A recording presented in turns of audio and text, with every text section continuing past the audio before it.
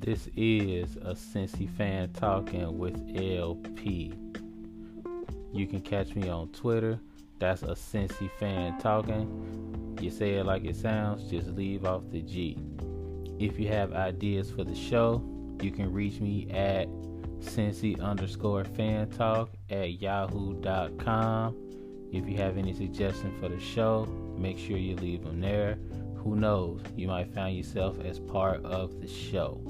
Any feedback would be definitely appreciated. And also, make sure you hit the Linktree page that's on my Twitter. Make sure you click on that. You can find all the different ways to contact me there. Enjoy the show.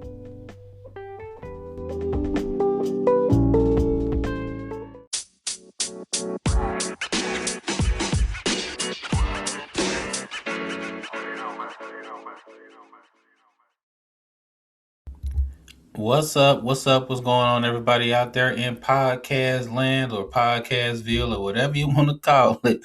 Welcome to another episode of a Cincy fan talking with LP, and of course, this is LP. What's going on, y'all? Hope you had a awesome Black History Month for real. I said it was filled with highs and lows, and we're gonna kind of sort of get into that. Definitely appreciate y'all sticking and staying with me and listening to the pod. I mean, as always, I say you could be doing a lot of different things, but you decided to spend a good 35, 40 minutes with your boy. So I 100% appreciate that. I know we link up every Tuesday, so make sure you subscribe and let me know how you feel about it. Leave a review.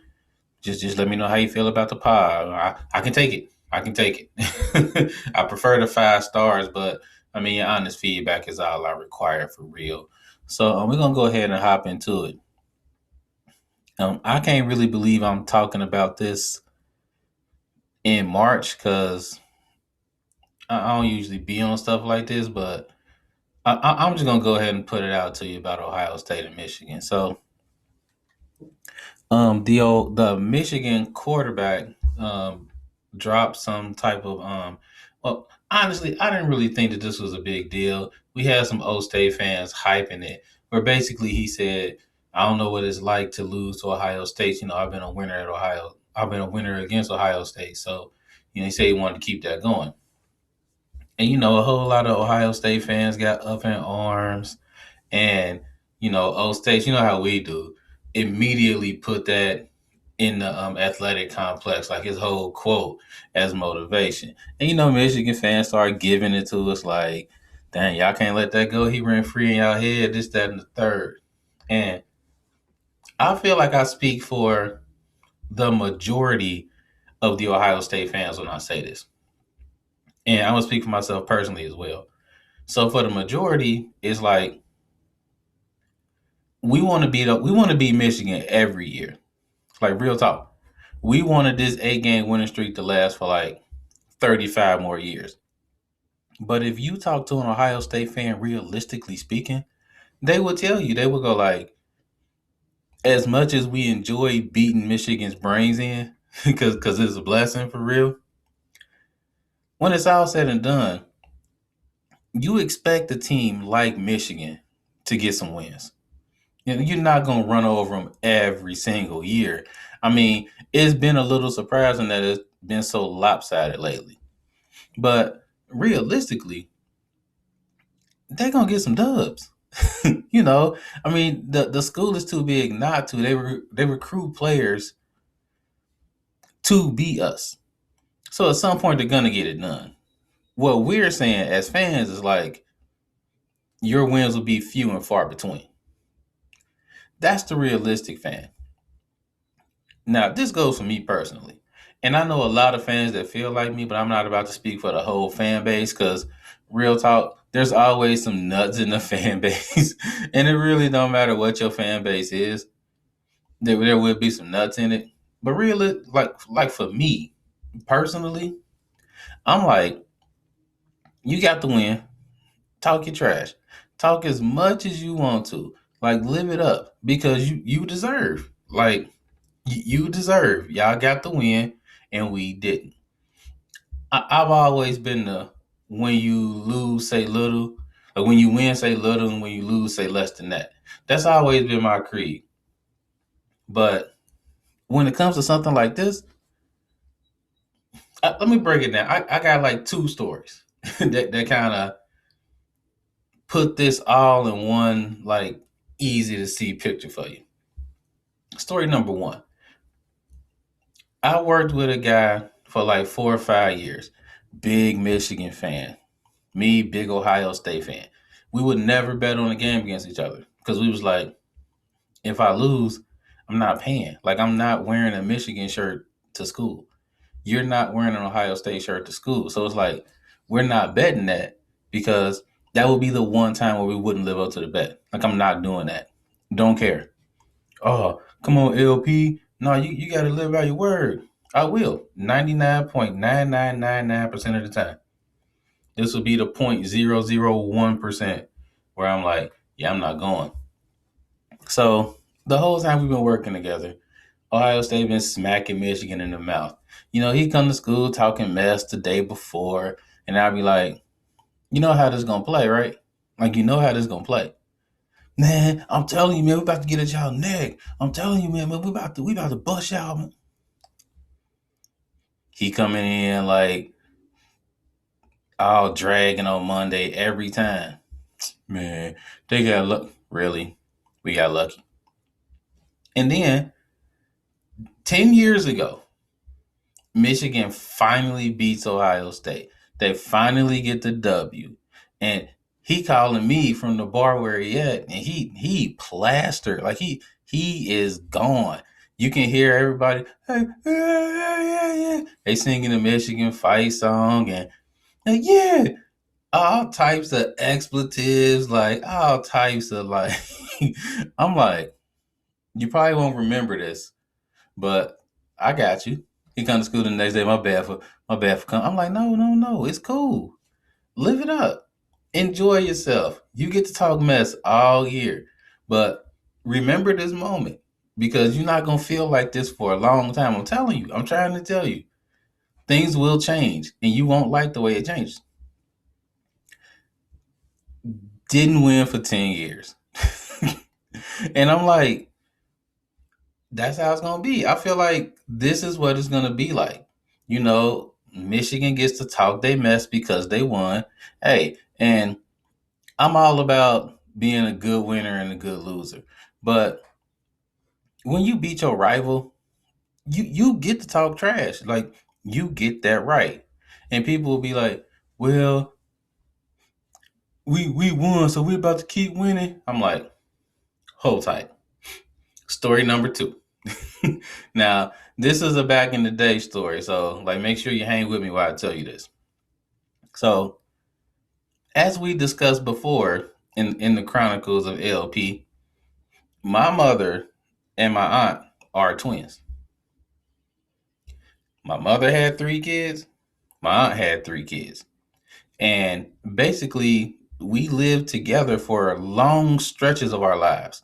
So, you can imagine how loud and crazy a house is with like 8 people, including 6 kids of varying ages. Like, and we're talking 5 boys and 1 girl.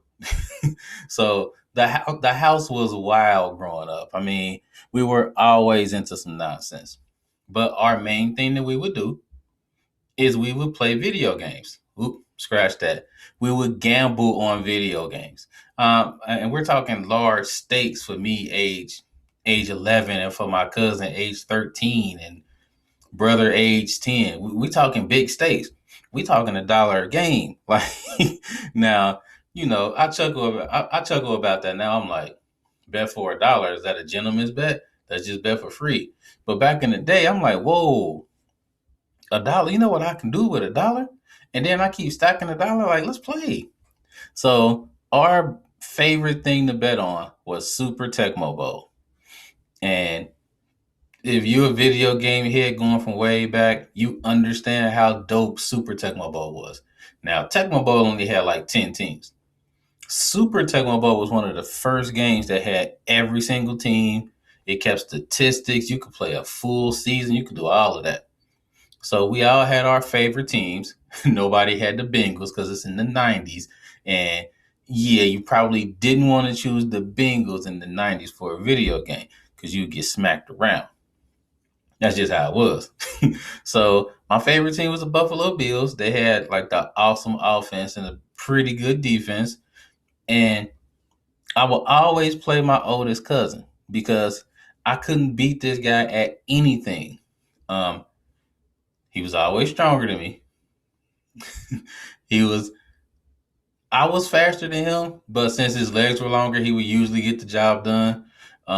Couldn't beat him in a fight. Couldn't beat him in basketball.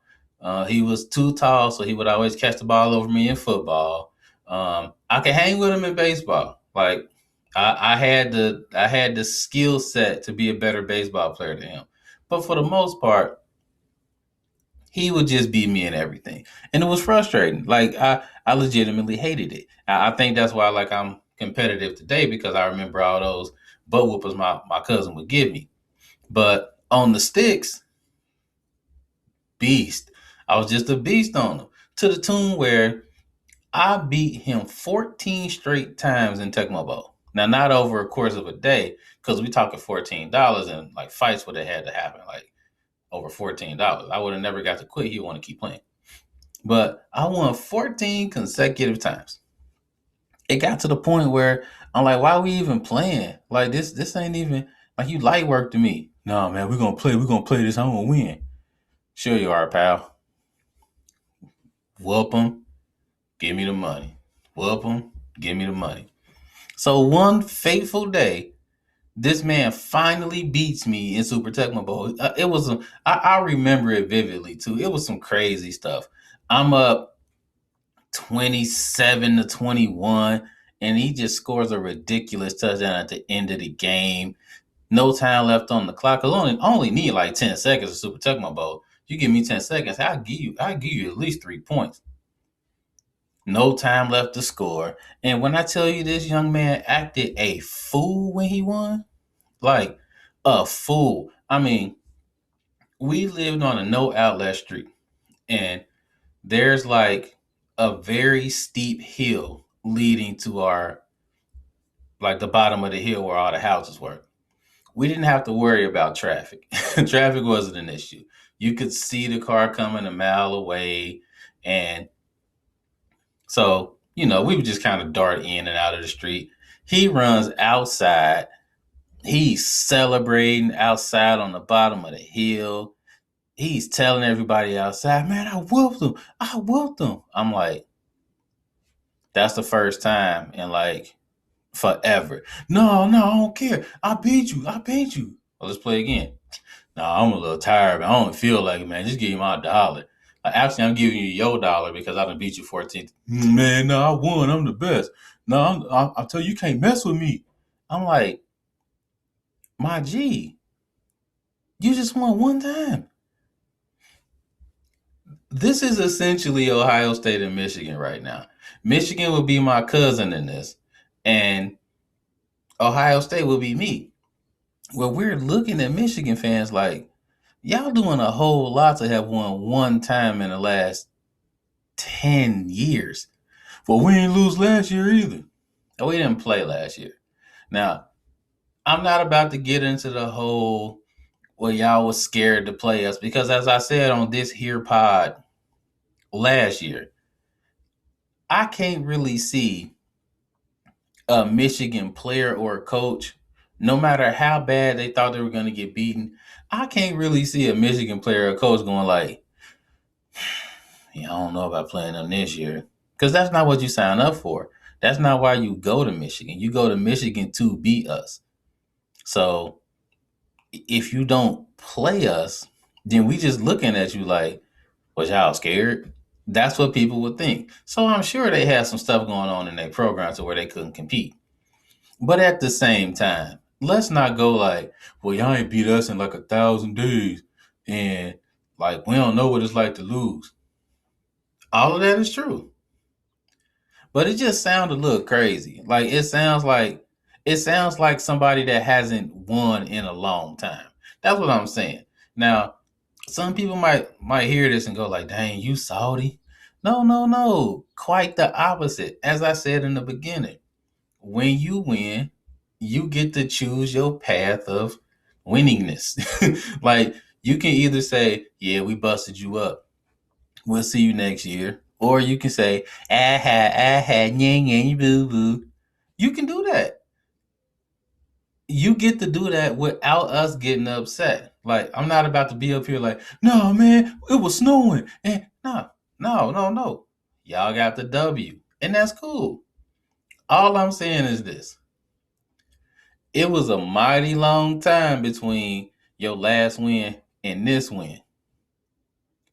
You might want to tone it down just a little bit because you got Desmond Howard talking mess on the Heisman Trophy stage to C.J. Stroud. You got the Michigan players just talking absolutely positively reckless. Like it's crazy. And all I'm saying is we already lost. We already took the L. Do you really want to keep throwing like gasoline on this fire and up our level of passivity even more? Like, do you really want that? Because the last time this happened, it took y'all 10 years to get to this spot again. That's all I'm saying. That's literally all I'm saying. You might want to tone down the rhetoric a little bit because it might come back to bite you in the hind parts. And if that comes off as salty, I really don't know how it does because I'm already like, you won't hear me or see me online saying crazy stuff like, nah, you got lucky because it was snowing. Nah, like we was a little bit sick. No, no excuses here at all. Michigan not only beat Ohio State, but they made us look a little bit soft. Real talk. It wasn't a very good game for us. And we can sit up here and say, well, it was because, no, it was because we lost.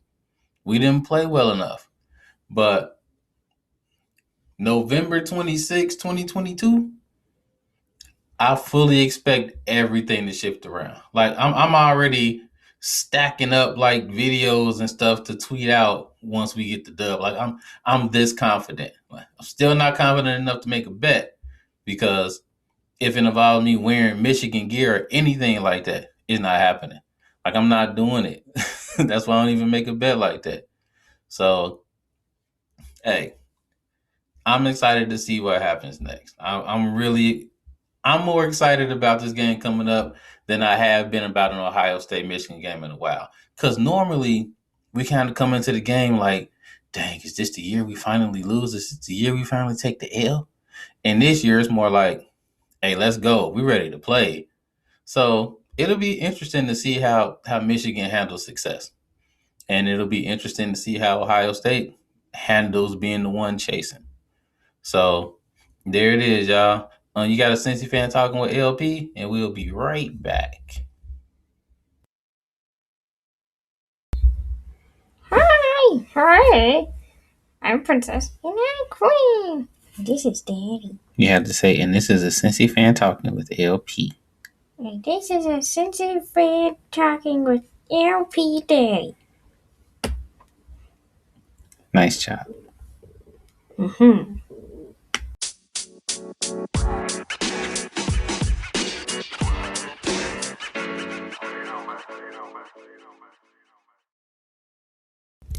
Welcome back. Welcome back to the pod. You got a Cincy fan talking with LP, and of course, this is LP.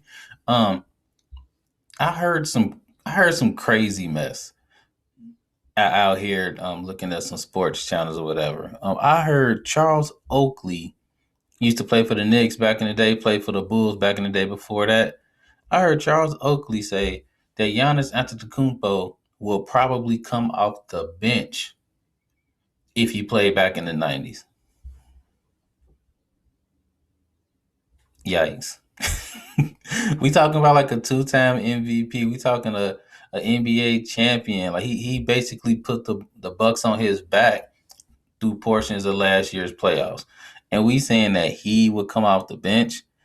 And for me, like I've had several debates about stuff like this with plenty of people because um, I'm I would say, um, 80s baby, but the 90s raised me. That's kind of where I'm at with that. So, I spent my my formative years, like my years growing up, I spent those in the 90s. So when I hear stuff like that, I immediately think like, the 90s, as defensive of a era that it was, because it was really defensive. You had scores like 76, 72. I mean, 81, 74. We talking, those would be the final scores of NBA playoff games. And as defensive as it was, if you had an offensive talent, he would still go out for 25, 30. And I know Giannis can't really shoot out like that. I get that. But you telling me this 6'11", 245-pound dude that's lanky as all get out with the go-go gadget arms and all that, you telling me that he wouldn't get buckets in any era that he played in? Like, come on, be for real. I always tell this to people. If you talking like the mid range or the low tier players in any sport, yeah, they probably wouldn't get too much shine. But if you take the very best players in any era and drop them into another era, they still getting points. They still getting buckets. Like they still scoring touchdowns. They still hitting home runs because their talent translates to any era. And for me, I don't even get into the whole like best ever list. Like I don't like that when it comes to music. I don't like that when it comes to sports. Because when you really think about it, you're talking the best right now, and then you're trying to translate it to every era. And it doesn't work that way. Like you take the players that were really, really good in the 90s, but we talking about an era where you could body check people, you could hand check people. I mean, you could knock people off the square. Like you could do all of that. And you're not really getting a lot of fouls called. But now you can't do that. Not without sending him to the line for two. So you take somebody like a Reggie Miller, you take somebody like a, I don't know, like a Kevin Johnson, like a good point guard or something like that. You got to look at them differently than they're being looked at now. I mean, most of the really good 3-point shooters back in the 90s didn't even shoot threes like that. Now, for real, they were still getting used to the line. Where nowadays, people jacking up like 30 3-pointers a game. Back in the day, back in the 90s, somebody shoot 33 pointers a game. Like, that whole team getting benched. Like, real talk. And I say the same thing about music, too. It's like, we look at rappers now and then we try to compare them with rappers back in the day. But you got to understand, like, rap went through 3 or 4 specific shifts where we were looking at completely different things. Like, way back when rap first started, um, you take those best rappers and you look at their content, mostly they's talking about how much gold they got, or, what kind of car they got. And you take it to the 90s, the early 90s, and it was more Afrocentric. Like it was more of a message in the lyrics. But then at that same point, you had a lot of other rappers that was talking, that they had all the women, they had all the guns and all of that. But that was rap back then too. And then you translate it to now where everything's kind of built on word structure and stuff like that. But you still have people talking about the guns and the drugs and all that. So it's really hard to take somebody from the 90s era and then compare them to somebody rapping now because the beats are different, the content might be a little bit different, like the style of flow. I mean, it's just really hard to say like, you know, Biggie's your favorite. Nah, nah, nah, Lil Baby's the best.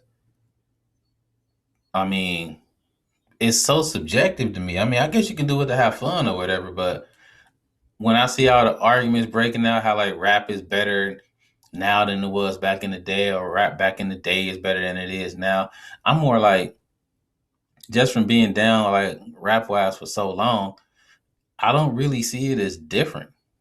It all really sound the same when you get down and listen to the core of what they're talking about. It's mostly the same stuff.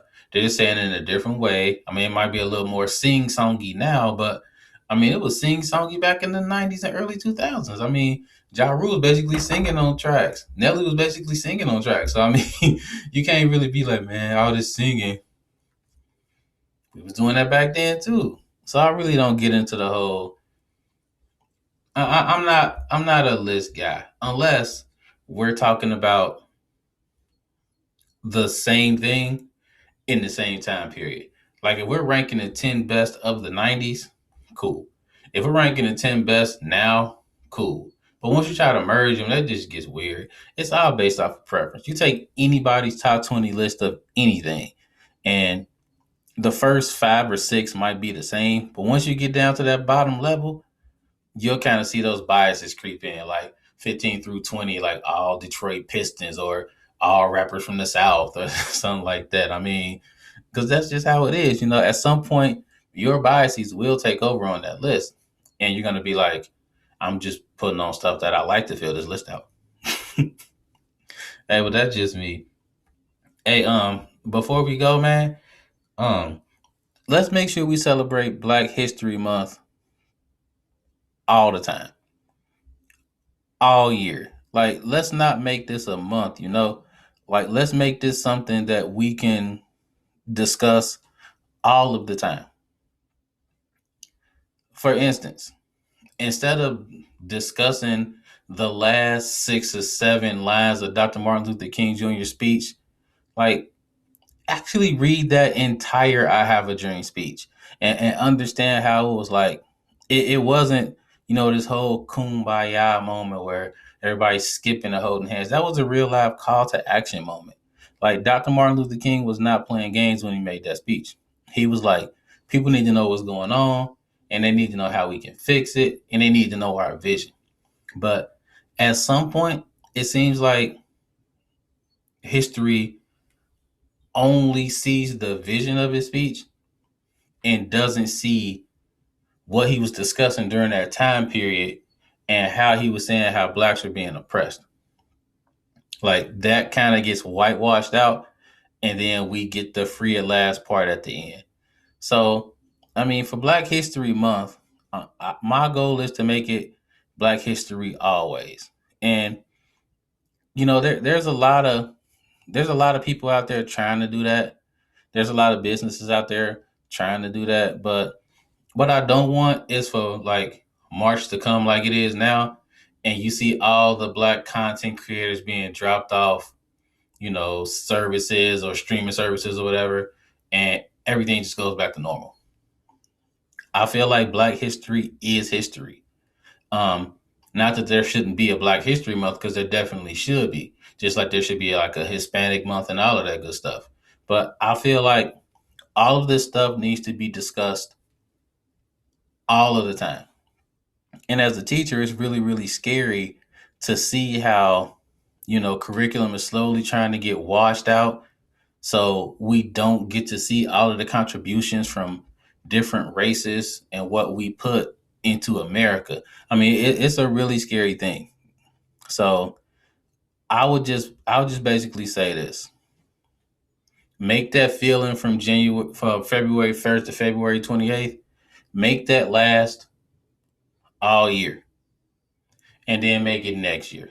And then just kind of keep going with it, because our history is something that should be talked about in American history. It's not a separate part of American history. It's being celebrated like that because it's not being celebrated at all. So come March, like right now, pretend like it's February, man. Like just keep it going. Hey, you know where I'm at, you know who I'll be. Um, Catch me every Tuesday right here. Make sure you subscribe. Make sure you leave a review. And as always, y'all, life is good. Pray for Ukraine, y'all, for real. Peace out.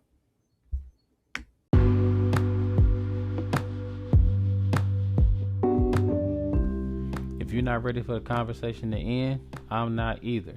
Make sure to catch me on Twitter. That's the Cincy Fan Talking. Leave off the G at the end of it, and we can keep the conversation going. Also, don't be afraid to hit that subscribe button so you can catch the next episodes.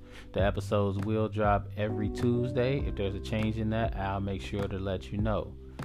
Appreciate the support. As always, life is good.